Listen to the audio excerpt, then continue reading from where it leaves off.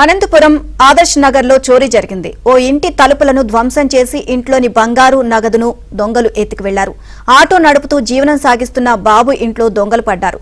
తలుపులను ధ్వంసం చేసే క్రమంలో పెద్దగా శబ్దాలు రావడంతో చుట్టుపక్కల వారు కేకలు వేశారు. దీంతో అక్కడి నుంచి దొంగలు పరారయ్యారు. ఇంట్లోని బంగారు నగదును ఎత్తుకు వెళ్లారు.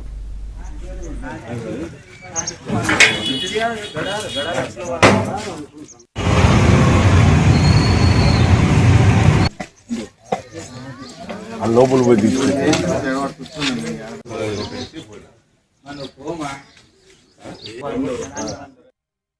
నా సొంత ఊరు వచ్చేసి రాళ్ళనంతపురము.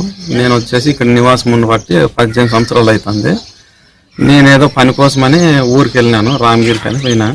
రామగిరి పోయిన తర్వాత ఒక 5 రోజులు ఏమో అయింది, నేను ఆడే ఉన్నాను.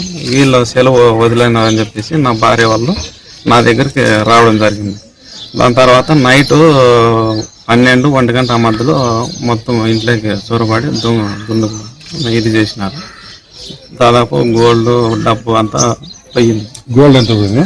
గోల్డ్ దాదాపు అంటే 8 తులాల పైన ఉంది. అమౌంట్ వచ్చేసి 40,000 పైన ఉంది. లోపలికి సార్ వాళ్ళు పోలీసు వాళ్ళు వచ్చినప్పుడు లోపలికి పోయినప్పుడు చూసినాము, ఏం లేదు, దాంట్లో బాక్స్లో పెట్టింటిమి.